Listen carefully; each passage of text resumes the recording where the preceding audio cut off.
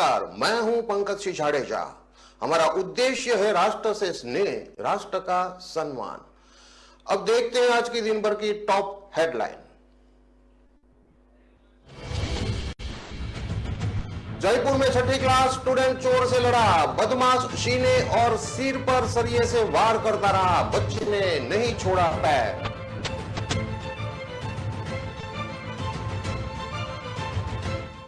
Doctor ने लिखा जीने की कोई उम्मीद नहीं, सॉरी। शादीशुदा क्लास प्रेमी की पत्नी को पता लगा तो किया सुसाइड।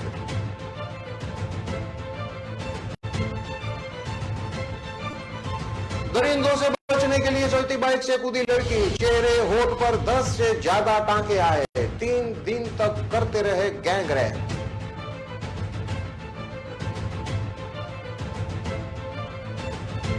देर रात दो पक्ष आमने सामने, काबू में हालात, पोल लगाने को लेकर आपस में भिड़े, पत्थरबाजी में 4 पुलिसकर्मी घायल, अब तक 151 लोग गिरफ्तार।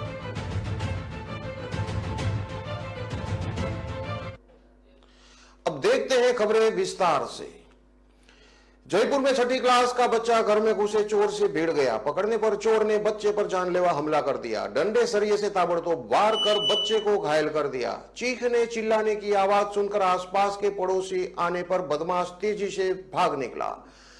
करधनी थाना पुलिस ने सोमवार शाम मामला दर्ज कर लिया है। पुलिस वारदात स्थल के आसपास लगे सीसीटीवी फुटेज को खंगालने के साथ बदमाशों की तलाश कर रही है।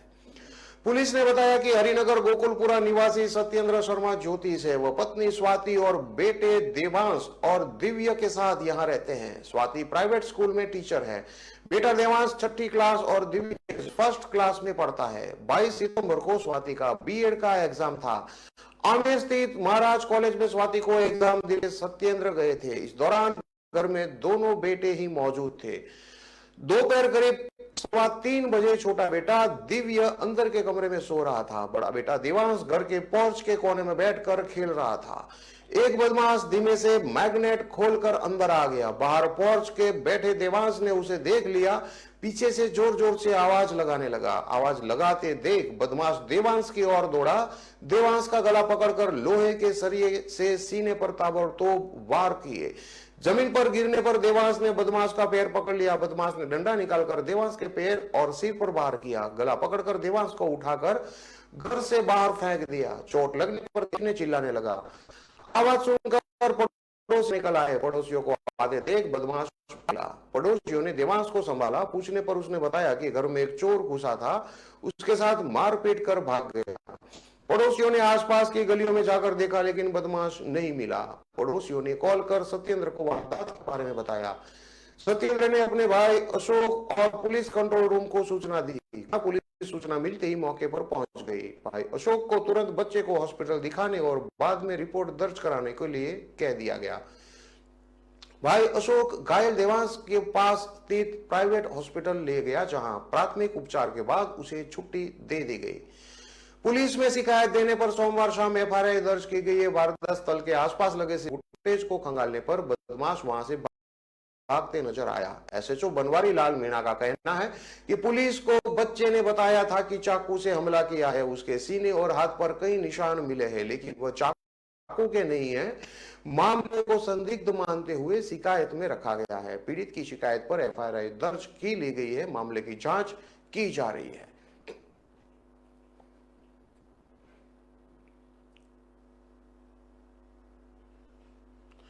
जोधपुर के रेजिडेंट डॉक्टर का अपने ही शादीशुदा क्लासमेट से अफेयर था। करीब 2-3 महीने पहले ही उसकी खुद की भी सगाई हो गई थी। इस बीच उसके क्लासमेट की पत्नी को दोनों के अफेयर का पता चल जाता है। वह जो युवती के घर पहुंच जाती है। संबंधों का खुलासा होने पर वह डिप्रेशन में आ गई और रविवार को महिला डॉक्टर ने सुसाइड कर लिया। सामने आया है कि रेजिडेंट डॉक्टर ने एनेस्थेसिया की ओवरडोज देकर खुद की जिंदगी खत्म कर ली। पुलिस पहले इसे पारिवारिक मामला मानकर जांच कर रही थी, लेकिन बाद में मृतका के शिकायत पर उसके प्रेमी और उसकी पत्नी के खिलाफ केस कर लिया गया। लड़की सोमवार को जयपुर से जोधपुर पहुंचे तो पूरे मामले का खुलासा हुआ। मामला जोधपुर के शास्त्री नगर थाना क्षेत्र के मथुरदास माथुर हॉस्पिटल का रविवार रात का है। लड़की पीजी हॉस्टल कॉम्प्लेक्स में रहती थी। पुलिस को एक सुसाइड नोट भी मिला है जिसमें लिखा है, मेरी जिंदगी में कुछ नहीं बचा, जीने की कोई उम्मीद है, सॉरी। मथुरादास मासूर अस्पताल की रेसिडेंट डॉक्टर सोनाली विजय एनेस्थेसिया में पीजी कर रही थी और मेडिकल के 3rd ईयर की रेसिडेंट थी। सोनाली का अपने शादीशुदा क्लासमेट अंकित के साथ 3 साल से अफेयर था। 3-4 दिन पहले ही अंकित की पत्नी डॉक्टर आकांक्षा को दोनों के अफेयर के बारे में पता चला। इस पर आकांक्षा सोनाली के हॉस्टल पहुंच गई और वहां उसे जमकर फटकार लगाई। दोनों के बीच कहासुनी भी हुई। सोनाली जयपुर की रहने वाली थी। आकांक्षा 24 दिसंबर शनिवार को जयपुर पहुंची और सोनाली की बड़ी बहन से मिलकर अपने के साथ उसके अफेयर के बारे में बताया। साथ ही हिदायत दी कि वह अपनी बहन को समझाए कि वह अंकित से दूर रहे। घर वालों ने यह बात सोनाली को बताई। माना जा रहा है तभी से वह डिप्रेशन में आ गई थी। सोनाली के परिजन लगातार उसे समझाने के लिए कॉल कर रहे थे। वह अपने रूम में अकेली थी। 25 सितंबर रविवार रात 8 बजे तक सोनाली के घर वालों ने कॉल किया तो उसने कॉल रिसीव नहीं किया। इस पर घर वालों ने उसके क्लासमेट अंकुश को सारी बात बताई। फौरन कुछ दोस्त सोनाली के रूम पर पहुंचे। आवाज देने पर भी गेट नहीं खुला तो कुंडी तोड़ी गई। सब अंदर पहुंचे तो सोनाली की बॉडी के पास ही एनेस्थेसिया के इंजेक्शन पड़े थे। ऐसे में आशंका जताई गई कि एनेस्थेसिया के ओवरडोज से उसने अपनी जिंदगी खत्म कर ली। 2 महीने पहले हुई थी इनकी सगाई। सोनाली के प्रेमी अंकित की आकांक्षा के साथ 1 साल पहले शादी हुई थी। सोनाली ने बीकानेर मेडिकल कॉलेज से MBBS करके जोधपुर में पीजी के लिए एडमिशन लिया था। बताते हैं कि सोनाली की भी 2 महीने पहले ही सगाई हो चुकी थी। सोनाली मथुरदास माथुर में एनेस्थेसिया और अंकित मेडिसिन डिपार्टमेंट में था। अंकित अपने परिवार के साथ जोधपुर के शास्त्री नगर में ही रहता है। इधर हॉस्पिटल मैनेजमेंट का कहना है कि डॉक्टर के पास ड्रग्स का इमरजेंसी किट रहती है। ऐसे में अंकिता के पास भी एनेस्थेसिया के इंजेक्शन पड़े थे। शास्त्री नगर थाना अधिकारी जोगिंद्र चौधरी ने बताया कि रविवार रात में ही सोनाली के परिजनों को सुसाइड की जानकारी दे दी थी। सोमवार सुबह सोनाली के भाई अभिषेक विजय ने डॉक्टर अंकित और आकांक्षा के खिलाफ आत्महत्या के उकसाने का मामला दर्ज कराया है। भाई की रिपोर्ट पर पुलिस ने केस रजिस्टर कर लिया है। कोटा स्कूल से लापता 10वीं की छात्रा से 3 दिन तक 5 से ज्यादा युवकों ने गैंग रेप किया। दरिंदों से बचने के लिए नाबालिग स्टूडेंट ने बाइक से छलांग लगा दी। इसमें वो बुरी तरह घायल हो गई। उसके चेहरे और होठ पर 10 से ज्यादा टांके आए हैं। वहीं पीड़िता ने एक पुलिस अधिकारी पर भी आरोप लगाया है। मामला कोटा के रामगंज मंडी का है। 10वीं कक्षा में पढ़ती हूं। 14 सितंबर को सुबह जल्दी स्टेशन पर पहुंच गई। ट्रेन में बैठकर कोटा आ गई। चंबल गार्डन के पास 2 घंटे तक अकेली बैठी रही। करीब 3 बजे उसे कुछ लड़के मिले। उन लड़कों ने उससे बात की। फ्रेंड का फोटो दिखाते हुए कहा कि तुम्हें इसने भेजा है। फिर उन लड़कों ने मेरा फोटो भी दिखाया। वो लड़के कोटड़ी में अपनी बुआ के घर ले लड़के उसे छोड़कर वहां से चले गए। वहां ताबीज पहनने के लिए बोला। मैंने मना कर दिया। दूसरे दिन मैंने घर जाने के लिए कहा। लड़के दूसरी महिला के पास ले गए। महिला का पति जेल में था। वो किसी और के साथ रह रही थी। 15 से 18 सितंबर तक महिला के पास रखा। खाना खिलाने के बाद मुझे कुछ भी होश नहीं रहता था। 3 दिन गलत काम किया मेरे साथ, ऐसा लड़की का बयान है। लड़के बंदूक और चाकू दिखाकर मुझे डराते थे। उनमें से 3 लड़कों ने चेहरे पर रुमाल बांधकर रखा था। 18 सितंबर को एक लड़का मुझे निकला। वो किसी से फोन पर बात कर रहा था कि लड़की को बेंगलुरु ले जाकर 1-2 दिन के लिए हम ले जा रहे हैं। लड़के ने बोला सुबह 6:30 बजे की बस में तुझे बिठा देंगे। जब लड़का मुझे बाइक पर बैठाकर छोड़ने जा रहा था तो मैंने सोच लिया अब तो मरना ही है और मैं चालू बाइक से नीचे उतर गई। बाइक से गिरकर घायल होने के बाद लड़के ने 3-4 लड़कों को बुलाया। मुझे तुरंत कोटा के MBS हॉस्पिटल लेकर गए। वहां लड़कों ने मेरा गलत नाम बताकर इलाज करवाया। अस्पताल में टांके लगवाकर वापस उसी महिला के घर ले जाया गया। मैंने रोना शुरू कर दिया। फिर शाम को उन्होंने घर छोड़ने के लिए कहा। रात को 9 बजे करीब एक पार्क के पास ले जाकर मुझे छोड़ दिया। कुछ मिनट बाद ही रामगंज मंडी ASI रौनक अली मिल गए। वो वर्दी में थे। उन्होंने मेरा नाम पता पूछा और मेरी फोटो दिखाई। फिर उद्योग नगर थाने में ले आए। उन्होंने थाने में गलत जगहों पर छुआ। किसी को कुछ बताने पर माँ बाप को जेल में डालने की धमकी दी। इसके बाद परिजनों को सूचना देकर थाने बुलाया। 19 सितंबर की रात को मुझे नारीशाला में भेजा। मैं डरी हुई थी। मुझसे बोला नहीं जा रहा था। खाने और पीने में भी दिक्कत हो रही थी, इसलिए CWC की काउंसलिंग में सही बात नहीं बता सके। नाबालिग के पिता का कहना है कि बेटी 14 सितंबर से लापता थी। हम 5 दिन तक कोटा में तलाश रहे थे। 18 सितंबर को ASI रौनक अली ने फोन कर कि वह कोटा में नहीं मिलेगी, मंडी कोटा आ जाओ। 18 सितंबर को रात 10 बजे ASI का फिर फोन आया कि उद्योग नगर थाने आ जाओ। मैं वहां पहुंचा तो लाइटें, मुझे मोबाइल की रोशनी में एक कमरे में ले जाकर बेटी से मिलवाया। बेटी लहूलुहान पड़ी थी। ASI मुझे और बेटी को रात में ट्रेन से रामगंज मंडी थाने ले गया। रात भर न तो घर जाने दिया न सोने दिया, जैसे हम गुनहगार हो। 19 सितंबर को फिर कोटा ले आया गया। बेटी को बालिका गृह में डाल दिया। न हमसे बात करने दी, न उसे खाना देने दिया। उसे चक्कर आ रहे थे, उल्टियां हो रही थी, लेकिन इलाज भी नहीं करवाने दिया। ASI रौनक अली का कहना है कि बालिका ने छेड़छाड़ के झूठे आरोप लगाए हैं। उसे मैं उद्योग नगर थाने लाया था। उस समय वहां संतरी, महिला कांस्टेबल और 1-2 फरियादी मौजूद थे। बालिका से पूछताछ के बाद परिजनों को बुलाया था।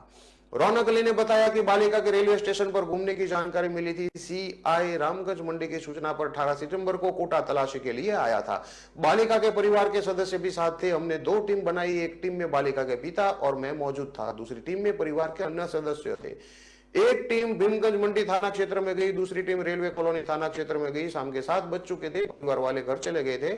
मैं भी अपने घर चला गया। कुछ देर बाद रामगंज मंडी CI ने फोन कर बालिका के पार्क के पास खड़े होने की सूचना दी, जिस पर मौके पर पहुंचा था। वहां पहले से उद्योग नगर थाने की पुलिस खड़ी थी। बालिका को ढूंढकर उसे बाइक पर बैठाकर थाना लाया था।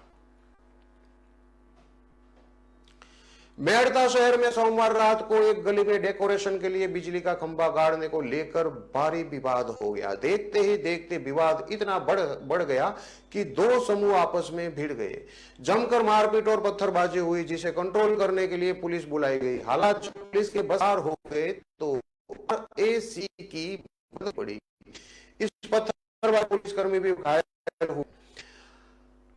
RSC ने बल प्रयोग कर भीड़ को तितर बितर किया। देर रात फ्लैग मार्च कर लोगों से शांति एवं सौहार्द बनाने रखने की अपील की गई। CI रोशन सामिरारी ने बताया कि जब मामले की सूचना मिली तो हम दल के साथ मौके पर पहुंचे और समझाइश का प्रयास किया। इस दौरान दोनों पक्ष समझाइश से नहीं माने, उत्तेजित होकर भड़काऊ नारेबाजी कर आपस में उलझने लग गए, जिस पर पुलिस की ओर से कार्रवाई करते हुए दोनों पक्षों के कुल 9 लोगों को धारा 151 में गिरफ्तार किया गया।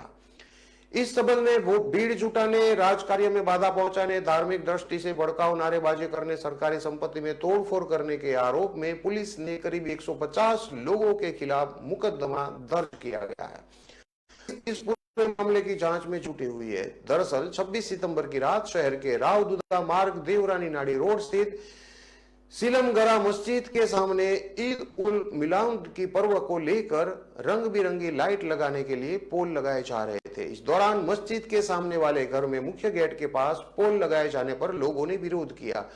घर वालों का कहना था कि मुख्य गेट के पास पोल लगा रहे हो, रोजाना तो पर्व से 3-4 दिन पहले पोल लगाते हो, इस बार 12-13 दिन पहले पोल क्यों लगा रहे हो। इस बात को लेकर विवाद हुआ। एक पक्ष पर्व से लगभग 1 पखवाड़े पहले पोल लगाए जाने का विरोध कर रहा था, जबकि दूसरा पक्ष भी पोल लगाने जाने की बात पर अड़ गया था। रात करीब 10 बजे दोनों पक्षों के लोग भारी संख्या में जुटे। घर के पास पोल लगाने के बाद विवाद हुआ। रात 10 बजे तक काफी बढ़ता गया। संबंधित क्षेत्र में भारी तादाद में भीड़ जुड़ गई। इसमें दोनों ही पक्षों के लोग शामिल थे। रात 10:30 बजे पथराव की घटना भी सामने आई। इस बीच भारी भीड़ के बीच एक पक्ष ने पथराव कर दिया। तब तक भीड़ के मुकाबले पर्याप्त पुलिस जाब्ता तैनात नहीं था। फिर भी पुलिस ने जैसे तैसे कर स्थिति अपने हाथ में रखी। RSC जाब्ता पहुंचते ही बल प्रयोग रात 11 बजे के बाद शुरू हुआ। पुलिस ने हालात काबू में लाने के लिए बल प्रयोग शुरू किया और दोनों ही पक्षों के लोगों को तितर बितर कर दिया। इस वक्त तक पुलिस ने मौके पर शांति व्यवस्था बिगाड़ने के आरोप में दोनों ही पक्षों के 9 लोगों को हिरासत में ले लिया। पुलिस जीप में डालकर उन्हें थाने ले जाया गया। होने के बाद जिस क्षेत्र में विवाद हुआ उस क्षेत्र में चप्पे चप्पे पर पुलिस तैनात कर दी गई है। शहर में पुलिस ने बड़े जाब्ते के साथ फ्लैग मार्च निकाला। मंगलवार सुबह ASP नागौर राजेश मीणा ने इस मामले में जानकारी दी थी कि मेड़ता शहर में कल रात छोटे से विवाद को लेकर दोनों पक्ष आमने सामने हो गए थे। इस बीच नारेबाजी और एक दो पत्थर फेंकने की भी घटना सामने आई थी, जिसमें 3-4 पुलिसकर्मी भी घायल हुए थे। इनका मेडिकल कराया गया है। इस प्रकरण में दर्ज की है और 9 लोगों को रात को अरेस्ट किया गया है। अभी स्थिति सामान्य है और पर्याप्त पुलिस जाब्ता तैनात है। आपको बता दें कि रात को दोनों पक्षों में विवाद होने के बाद मेड़ता शहर में मेड़ता रोड, कुचेरा, डेगाना, पादू, कला, गोटन, थावला थानों से अतिरिक्त पुलिस जाब्ता पहुंचा। इतना ही RACB मौके पर पहुंच गई। मेड़ता शहर में अभी स्थिति शांतिपूर्ण है और हालात पूरे पुलिस प्रशासन के कंट्रोल में है। पुलिस प्रशासन ने भी दोनों पक्षों से शांति की अपील की है। साथ ही तनाव वाली जगह पर भारी संख्या में पुलिस फोर्स तैनात है।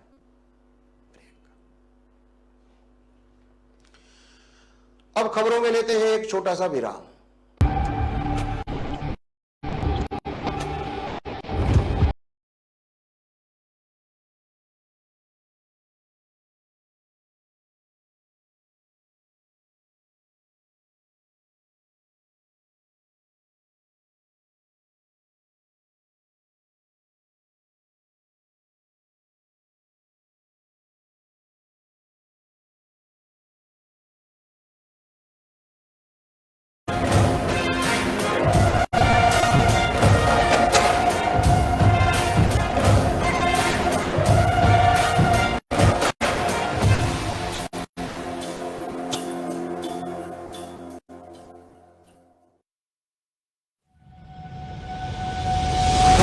लहरों से डरकर नौका पार नहीं होती, कोशिश करने वालों की कभी हार नहीं होती। नन्ही चींटी जब दाना लेकर चलती है, चढ़ती दीवारों पर 100 बार फिसलती है। मन का विश्वास रगों में साहस भरता है। चढ़कर गिरना, गिरकर चढ़ना, आखिर उस बेकार नहीं होती। कोशिश करने वालों की कभी हार नहीं होती।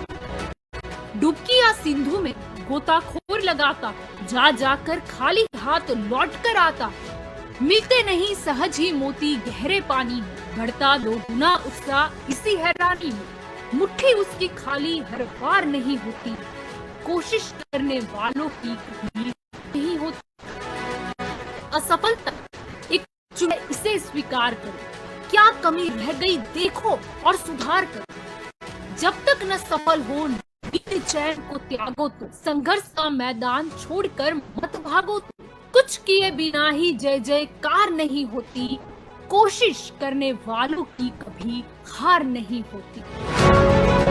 कुछ नया करो।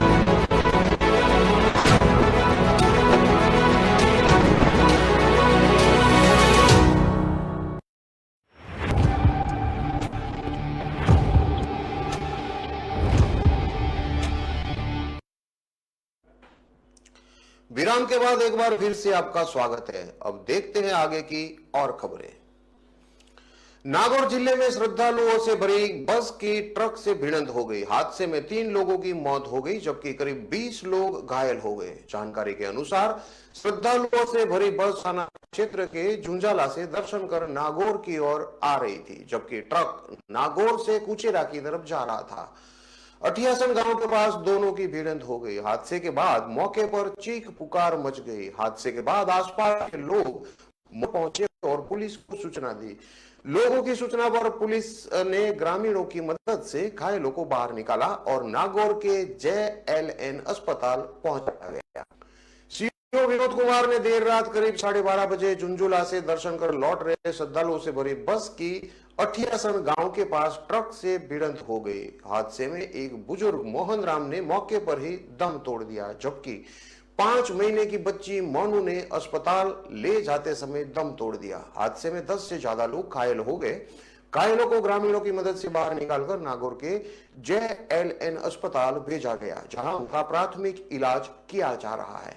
गंभीर घायलों को इलाज के लिए बीकानेर के PBM अस्पताल रेफर कर दिया गया है। विनोद कुमार ने बताया कि बीकानेर के PBM अस्पताल में इलाज के दौरान एक घायल 17 राम 60 जिसकी उम्र 60 साल है, उसने भी दम तोड़ दिया। मृतक मोनू और मोहन राम का शव नागौर अस्पताल की मोर्चरी में रखवाया गया है, जबकि 17 राम का शव अस्पताल की मोर्चरी में रखा गया है। अजमेर में प्राइवेट कंपनी में जॉब लगवाने के नाम पर युवाओं से हजारों रुपए की धोखाधड़ी करने के मामले में पुलिस को कामयाबी हाथ लगी। पुलिस ने तुरंत मुकदमा दर्ज कर महिला सहित 2 आरोपियों को गिरफ्तार कर लिया है, जिनसे पुलिस गहनता से पूछताछ कर रही है, जबकि अन्य आरोपी को भी पुलिस तलाश कर रही है। पीड़ित ने मामले में कोतवाली थाने में 3 लोगों के खिलाफ शिकायत दर्ज कराई थी। कोतवाली थाना पुलिस ने मामले में 2 आरोपियों ईदगाह रातीडांग अजमेर निवासी शाहीन और जैतारण पाली निवासी हैदर अली को दबोच लिया है। उनसे पुलिस धोखाधड़ी के मामले के संबंध में गहनता से पूछताछ कर रही है। साथ ही पुलिस आरोपियों के तीसरे साथी अब्दुल यूसुफ की भी तलाश कर रही है। पुलिस मामले में मंगलवार को खुलासा करेगी, उसके बाद ही आरोपियों की सच्चाई सामने आ सकेगी। बताया जा रहा है कि आरोपियों ने